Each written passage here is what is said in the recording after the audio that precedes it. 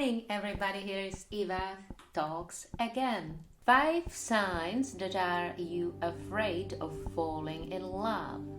What a wonderful topic, isn't it? Before I will jump into these 5 signs, let me share with you also my personal story. Of course, that after a heavy breakup, a lot of us are afraid of falling in love again. And of course, usually it has to do not with the other person, but with our own trust, with our own faith, with our own self-love. For me, of course, this was the first step to gain the strength of being yourself, of being myself. So as I said, the real reason may be the fact that you are afraid of falling in love. And it is true that the outcome of our relationship is not always positive and even hurts us, but that does not mean we should stop looking for the right person. You see, always it takes two to tango, and if there is not a balance and the right vibration of both souls, of course it's quite difficult to fall in love with somebody or trying to reconcile with somebody who is holding back and pushing us away. Of course, in this situation will also the law of attraction work against us. And in other words, if you don't change also your attitude, and I mean your frequency and vibration toward relationships into a positive one, then life will steer you away from the possibility of finding the right relationship. So let's jump in the signs that will show the fact that you are afraid of love. My own conclusion. First of all, if our emotions and feelings are stuck in our past, your fear is very much present because you are still living in the past. It's usually when we take old rubbish and old relationships and negativity and only what was not going good, what was only going wrong, to the present moment. And when we are hurt by a person in our life at some point and we haven't managed to get through it, then you may have gone out on a couple of dates, but as soon as you end up falling for your date, you freak out and run away, scared by the ghosts of your past. You need to remember that the past is gone and there is nothing you can do to change it.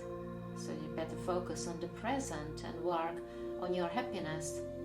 There is one nice book from Eckhart Tolle, The Power of Now, and it was also for me a beautiful opening to start to really be more present and be connected with my own person and not to dwell on the past, is what I did after my divorce. The second, you see yourself as a person that is hard to be loved, and it has also to do with if we've been hurt in the past, and you may see yourself as a person that is hard to reach, often a tough person, or you just only put your focus on your career and nothing at all. But at the end, you forget probably that the life is not your job, or the life is not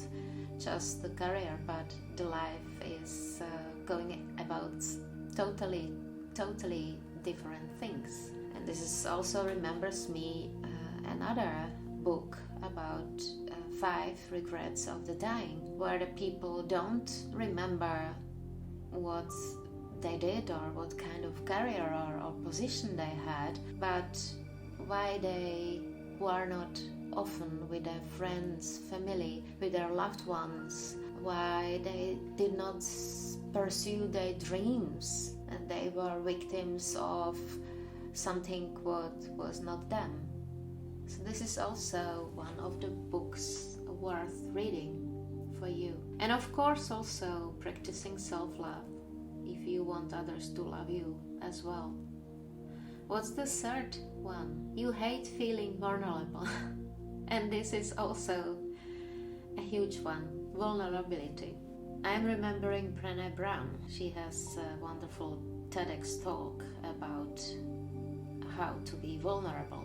And of course, when we are still in our ego, it's very hard to leave it and to be vulnerable to our surrounding, and as well to trust someone, especially after several disappointments. But it will be really hard to make a relationship work if you are not opening up. So don't see vulnerability as a bad thing, because if the person next to you loves you, then he or she will want to protect you. Also to make the process less scary and increase its chances of success. So take one step at a time. Be honest with yourself when it comes to what you feel, and do things gradually as soon as you start feeling more comfortable. What's the fourth one? You are afraid that he or she will walk away. Of course, it can happen all the time, and it has nothing to do if we are sweet and kind and lovely persons, because as you can see nowadays in our world, there are almost every second couple which divorce or separate. So when we are able to go through disappointments and solve the past, then we open up for something what can be probably more beautiful or new for us. And when we are afraid, we stay in a fear. And I always say fear is just feeling excited and ready, nothing less, nothing more. And also what Theodore Roosevelt said, that fear is just only in our head, and fear itself is fear of the word fear, nothing more. So think and act positively and gain the faith, so that also the law of attraction will give you exactly what you want. And it's first when you will become who you are, then you will get what you want. And the last but not least is you see many unhappy couples and you don't want to end up in the same situation. And of course it's quite sad to say, but unhappy couples are people that accept being in an unpleasant situation by embracing conflict instead of trying to solve it. And usually when these couples look at the problem instead of solution, then as well the root cause, and then there is no solution to get a better result, of course. Also, when the couples are not aware or want to admit that there are significant differences between them, which also leads to misunderstandings and as well communication.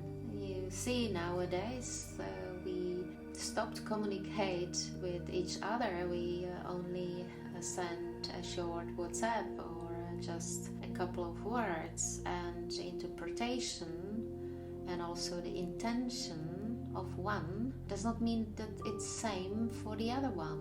And it also means at what time, at which moment, in which energy we are sending something.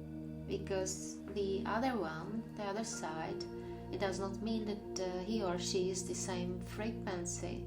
So sometimes when we don't have the same humor, or not humor at all, we interpret same word with totally different meaning and things. So if you are true to yourself and to your feelings, and if you are aware that each of us is different in a way, and that communication is important, then your relationship will be as you want it to be. So these were my 5 signs that you are afraid of falling in love. Maybe you have more signs that you can add to my podcast.